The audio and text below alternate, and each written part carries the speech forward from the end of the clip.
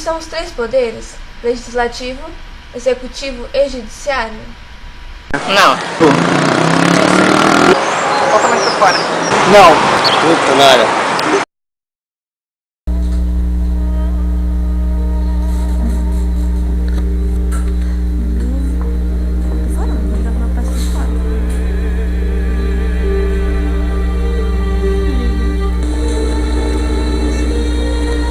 Desde a antiguidade, vários filósofos e pensadores se desdobram nas formas de organização do poder político.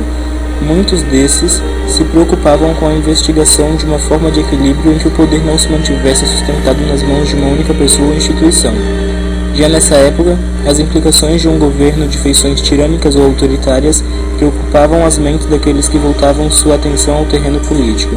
Entre os séculos XVII e XVIII, tempo de preparação e desenvolvimento do movimento iluminista, o teórico John Locke apontava para a necessidade de divisão do poder político. Vivendo em plena Europa moderna, esse pensador estava sob o domínio do governo absolutista.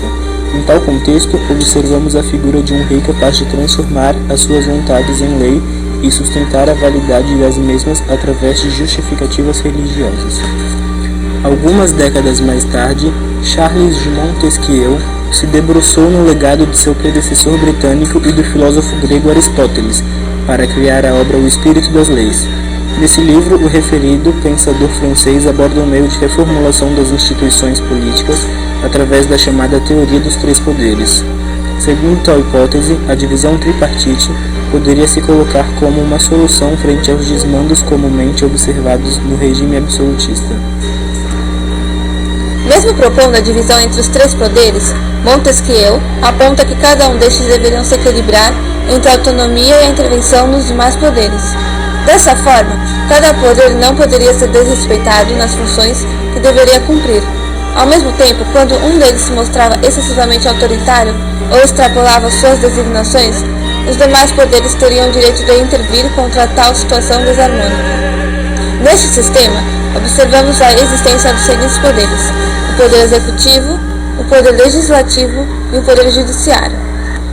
O poder executivo, segundo a teoria da separação dos poderes, tem a responsabilidade de implementar ou executar as leis e a agenda diária do governo ou do Estado, e garantir os meios cabíveis para que as necessidades do povo sejam atendidas no interior daquilo que é determinado pela lei. Dessa forma, mesmo obtendo várias atribuições administrativas, os membros do Executivo não podem extrapolar o limite das leis criadas. O Executivo tem usualmente as seguintes obrigações: aplicar as leis, para isso fica a cargo do Executivo, órgãos como a polícia, prisões, etc., para punir criminosos; manter as relações do país com as outras nações; manter as forças armadas; administrar órgãos públicos de serviços à população como bancos. Por sua vez, o poder legislativo tem como função congregar os representantes políticos que estabelecem a criação de novas leis. Dessa forma, são homens que devem elaborar as leis que regulam o Estado, e ao serem eleitos pelos cidadãos, os membros do Legislativo se tornam porta-vozes dos interesses da população como um todo. Além de tal tarefa, os membros do Legislativo contam com um dispositivo através dos quais podem fiscalizar o cumprimento das leis por parte do Executivo. Sendo assim, vemos que os legisladores monitoram a ação dos executores. O poder legislativo, na maioria das repúblicas e monarquias, é constituído por um congresso, parlamento, assembleias ou câmaras. Em várias situações, podemos ver que a simples presença da lei não basta para que os limites entre o lícito e o ilícito estejam claramente definidos. Em tais ocasiões, os membros do Poder Judiciário têm por função julgar, com base nos princípios legais, de que forma a questão ou problema sejam resolvidos. Na figura dos juízes, promotores e advogados, o Judiciário garante que as questões concretas do cotidiano sejam resolvidas à luz da lei.